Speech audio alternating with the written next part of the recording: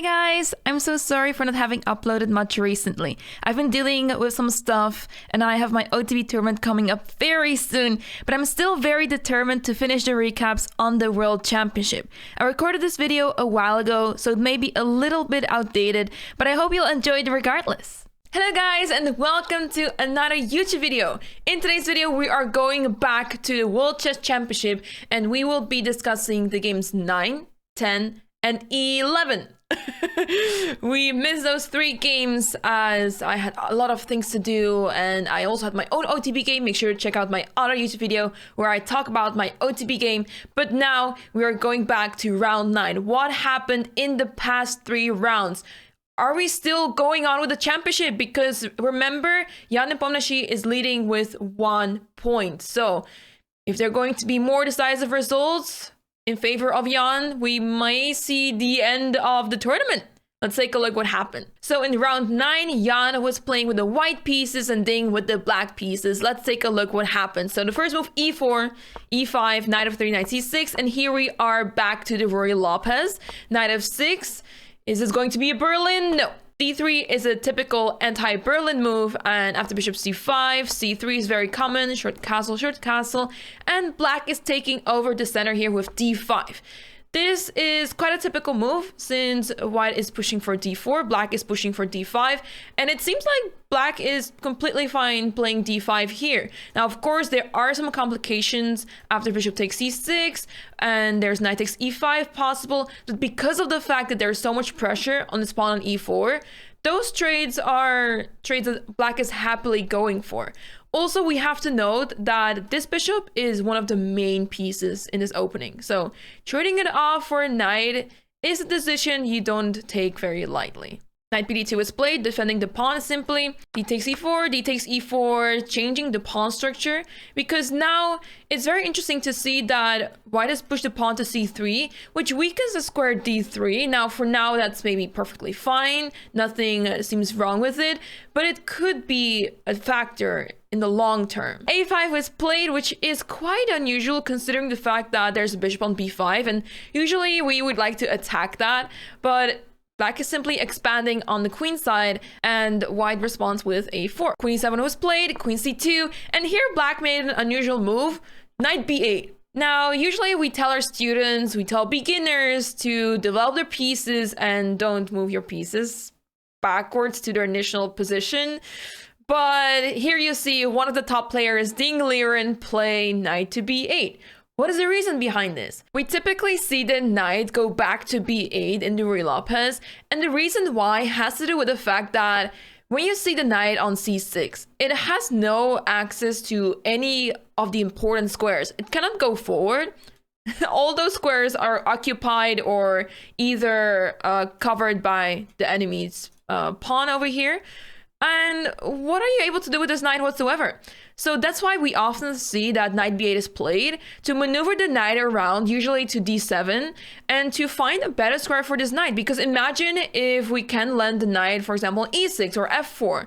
That would be so much better than having the knight sit on c6. So rook a1 was played, rook d8, h3, h6, all very normal standard moves.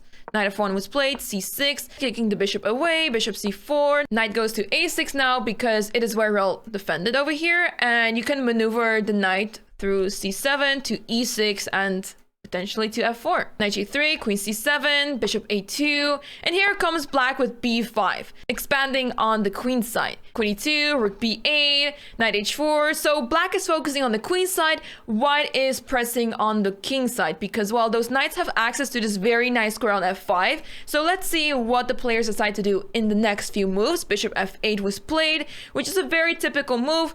I mean, the bishop is really well placed on c5, but what is it actually doing? And it's actually a really good defender on the king side. We often see that g6 is played, bishop goes to g7, and it defends everything very well. Of course, g6 will not be played anytime soon because after g6, you can simply capture that pawn as the pawn on f7 is pinned. So you have to be careful with that. Queen f3, b takes a4, white is sacrificing the pawn, but of course, by capturing this pawn, black is weakening the pawn structure on the queen side a lot. Bishop takes h6, which was the idea behind the move queen f3, because now it is attacking the knight on f6, and this pawn on g7 is a little bit loose. If black captures on h6, you can simply capture this knight, and it looks quite dramatic for black. Knight c5 instead was played, knight g6 now, which is pretty crazy considering that there's a huge attack and it seems like those pieces are hanging, but they're not. I mean, you can take the bishop, but then you lose the knight. You cannot take the knight because once again, there's a pawn pinned. So now black strikes with rook takes b8, knight takes f8. It's just getting pretty crazy. Who will have the successful attack? Because you have to be careful that those pawns may seem weak right now, but if you're not careful with white, they may actually move forward and become a huge danger to white. So you have to be careful here. Bishop g5 was played, knight h7, bishop c1. Now, of course, the rook has to leave, bishop a3, rook e8. It's crazy to see the pieces maneuver like this. I mean, the bishop went all the way from h6 back to c1 to a3. And it did its job on h6. It now has to go elsewhere, and Nepo found an amazing maneuver where this bishop is attacking the knight, and now after bishop c4, the rook has to leave. Or does the rook have to leave? Ding replies with bishop e6, simply ignoring the fact that there's a rook hanging on b5, and guess what? Nepo did not take the bait. Nepo took on e6. As it turns out, bishop takes b5 was perfectly fine, but obviously, you know, it's a decision you have to make. And knowing the match score, Nepo, of course, does not want to risk anything. He doesn't need to win his games right now. He's okay with a draw. And of course, he's playing the white pieces, but it seems like he just wants to play it safe. And there's a reason Ding played this move. He's okay with sacrificing the rook. And also, I have to note that we have seen so many rook sacrifices in this tournament. It's a sign. It's a clear sign. Bishop takes e6 was played instead. Knight takes e6, knight f5, c5, and after rook b3, the pawn is under attack on c3, so queen c4. And this looks quite scary for black as well, I have to say. It makes a lot of sense, actually, that Nepo went for this position because his knight on f5 is super strong. There is so much pressure on the pawn on c5. Those pawns are super weak, and white has really amazing squares available. The square d5 is really nice for any piece, pretty much. So bishop c1 was played, knight f6, queen takes a4. Now we see some trades, which was quite a surprise because, well, it seemed like white was the one pressing, but with all those trades, all of a sudden we are in a position where a lot of captures are made, a lot of trades, and it's just an endgame all of a sudden. We see rook takes, knight takes, and we are now in this position. Another trade, rook takes d4, and suddenly we are in an endgame with both players having a rook and a knight, and white is up a pawn, but the problem is white does not have a passed pawn, and all of the pawns are on one side of the board. So it's really difficult to convert this to any sort of advantage. Black should easily be able to hold this. Now I have to say that I will probably find a way myself to lose this with the black pieces, but given the fact that we're talking here about super strong grandmasters and they also have plenty of time now as they have reached move 40, it shouldn't be too difficult for Ding to hold this and make a draw. g6 was played, knight e3, king g7, rook b4. Here with knight g3, Ding was, being a little bit fancy over here. Usually you don't want to take such risks where your piece is under attack. But of course, if white takes on g3, there's rook takes e3, and this is even easier to hold and make a draw here. So rook b7 was played, knight f5, offering the trade, which is pretty crazy considering that after knight takes f5, g takes, there is a doubled pawn, and Ding seems very confident about the draw here. I wouldn't be so confident. I would actually be very terrified, but I guess it helps that there's an h-pawn being a passed pawn, and we know that in rook endgames, h-pawns are usually very hard to win. Pretty much impossible, unless you play it very wrong with black. I think I've done that before. Nepo did not trade those knights off the board. Rook e7 offering the trade of rooks, which is really interesting because we often hear that knight endgames are very similar to pawn endgames. And knowing that it's a 3v2 on one side, it can lead to complications. So I would definitely have tried this with the white pieces if I were Nepo, just so that I can try something. But of course, we're talking here about the 3v2 pawn structure on one side where the knight can at some point sacrifice itself for a pawn. So I guess that is why Nepo did not trade the rooks off the board, wanted to keep the rooks on the board, played rook b5, and tried to see how to complicate things somehow. With rook b7, knight d6, and maybe somehow get the pawn to f4 and knight to e5. And find a way to infiltrate with the king. King g3. f5, king f3, also quite a scary move, but of course the rook is under attack. We're not worried about losing the knight, so rook e7, and after the check, rook e8. Now white was forced to take, otherwise the knight would be lost. There was no more intermediate move whatsoever. So king takes, now we are finally in the knight endgame, and after h4, pawn takes, king f4. It looks like it's quite easy to make a draw here for black. I mean, there's a pass pawn, but it will not go very far. As I said before, there's an h-pawn involved. H-pawns are usually not very good, unless we're talking about an outside pass pawn, where if you had like pawns on the queen side, for example, this pawn would be a really important pawn and crucial to win the game. But as you can already see, we're talking here about 2 pawns left, and it's really difficult for white to make anything happen here. King e3 was played, knight c2, king f4, knight d4. Black is just moving the knight around and bothering the white king pretty much. Of course, you don't want to trade, that is an automatic loss, so you try to avoid knight trades as much as you can, and only do that when you're safe to make a draw here. So now the pawn on h4 is under attack. You have to defend it with your king. Now also this pawn is hanging, so after knight takes f3, knight takes f4, the players finally decided that it's time to agree to a draw, as there's no way you can cross this pawn ever. So yeah, that was round 9. It was a pretty long game, 82 moves in total, but Nepo tried his best and he was in a very comfortable position, and also making it very difficult for Ding, of course, as the more they play, the more tired the players get, and in such a situation, the defender is always having the hardest time, right? Because you have to make sure you don't lose. Whereas Nepo was not risking anything and he was just having a good time pretty much. So that was round 9. Now let's take a look what happened in round 10, because as we saw, round 9 ended in a draw. Let's see what happened in round 10. In round 10, Ding is with the white pieces, Nepo with the black pieces. We've seen a lot of decisive games in this tournament where the players were with the white pieces winning. So let's see what Ding does here in this game with c4 on the first move, knight f6, knight c3, and e5. The English opening where after knight f3, knight c6, e4 is played, which is a really interesting way of dealing with the position, as you are weakening the d4 square. So this knight really loves to jump to d4 sometime soon, but at the same time, white is gaining access to the square on d5, and it becomes really appealing to have the knight jump there.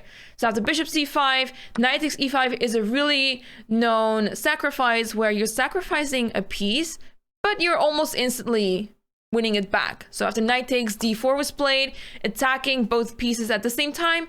And after bishop b4, there was d takes e5, and now because of the move bishop b4, you're now able to capture the pawn on e4 as this knight on c3 is pinned. So queen f3 was played, knight takes c3, b takes c3, and bishop c5.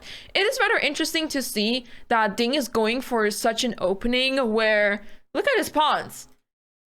They feel so scattered over the board, except those 3 pawns on the king side, but I would not want to go for this line voluntarily with white at all.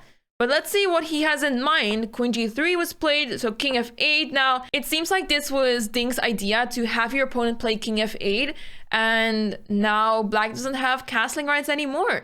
Bishop e2, d6 was played, bishop f4, strengthening the pawn on e5. Now, of course, if you take on e5, bishop takes e5, there is a lot of danger around the black king, so perhaps that's not in black's interest just yet. Queen e7 was played, rook d1. Black also needs to start developing pieces because, as you can see, it's pretty cozy over there on the 8th rank. A bit too cozy, maybe. h5 was played. A very interesting move, as, you know, you have to activate this rook somehow. Short castle and h4. There comes Harry. Queen d3, g5. Nepo is being super aggressive over here, and I love it. He takes e6, he takes e6, and after bishop takes e6, we see once again so many trades. It started to get exciting for one moment, and then the players traded off everything. But it's not over yet, because look at all of the weaknesses in the position. Not just from white, but also from black. Because now that the pieces are off the board, well, we don't have so many pieces left. The queens are off the board. Those pawns are not so great anymore. They were really useful for the attack with the queens on the board. But without queens, it's not very clear how good those pawns are. Typically in endgames, you want to be very careful with your pawns. So it might become an issue for black. Bishop e6 was played. f4. Attacking the pawn on g5. It gets pretty tricky for black. King e7, an intermediate move. Rook d4. Now takes on f4, takes.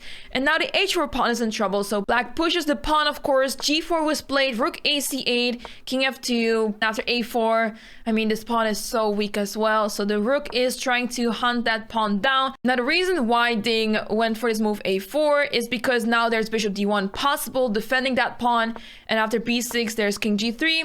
If the rook would have attacked that pawn on c4, in any case, this bishop will be able to defend that pawn. But for now, white is perfectly fine with the rooks on the 4th rank and the bishop defending this pawn over here. So let's see what black decides to do here. Rook h6.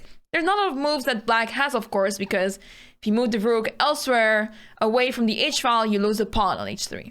Rook fe4, king f8, rook d8, king g7, simply trying to find a way to infiltrate into black's position. Of course, now with the rook on a8, seems like mission successfully done, but that's not it just yet, because you need to find a way to capture those pawns actually. Ding is of course up a pawn, but I don't really see any of those pawns over here ever move. So that makes Ding's task quite difficult.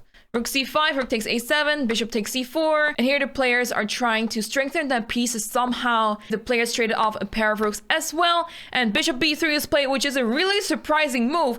But idea is that after bishop takes, there's rook takes c3, and this way black was able to capture that pawn off the board and wins the piece back, of course. And at the same time, this pawn is also defended now. It's absolutely crazy how bishop b3 was so good and worked out so well. Rook b5, rook a3, another trade of pawns, and Ding did capture the pawn off the board and is now up a pawn again. But as you saw in the previous game, it's a similar sort of situation where white is up a pawn with the pawns on the same side of the board, and it's again an h-pawn. And we know that h-pawns don't really make a good job in such positions. So f5 was played, g takes f5. Nepo is confident about his drawing chances here, even without that pawn, because after rook f4, it is really difficult for white to defend this pawn. Because if you're trying to bait your opponent into capturing that pawn and trading off rooks, let me show you that after f6, rook takes, and king takes, there is no way for white to win here, as we are talking here about an h-pawn, and the black king can just sit there in the corner. So after rook f4, rook b5 was played, king f6, and black is simply capturing that pawn no matter what. And here we saw the capture. And in this position, players decided to end the game with 2 kings on the board, which is an automatic draw. This game was pretty exciting in a way. There were some interesting dynamics in the position. Ding with the very weak pawn structure, but Nepo with not really big development and the king being weak, not being able to castle. It was interesting to see how this opening turned out to be in the game. But once again, we have another draw. But the players are really fighting for it. They're really giving it their all. But of course, Nepo doesn't really need to risk much. He's already ahead of points, so he's perfectly fine with those draws. Now let's move on to round 11. What happened in this game? So in game 11, Nepo is again with the white pieces. Is he going to try to win this game, or is he just going to take another draw? Let's find out. Nepo started with e4, e5, knight f3, knight c6, and we're back to the Ruy Lopez. a6 was played, bishop a4, knight f6, short castle, and bishop e7. Black simply goes for the developing move. d3, b5, and bishop b3, d6. This is all very standard in the Ruy Lopez to develop this way. a3 was played, which is quite interesting. It's a bit unusual because usually we see that the move c3 is played in the Ruy Lopez to give the bishop this square on c2. But instead, Jan goes for the move a3, so the bishop can slide back to a2 instead. And it also doesn't really commit too much, as if you play a4, there may be some issues with knight a5 in the air. So knight a5 is now played, bishop a2, c5, and now the knight is able to develop to c3, which was played indeed, because usually as a pawn is on c3, the knight has to find other ways to develop.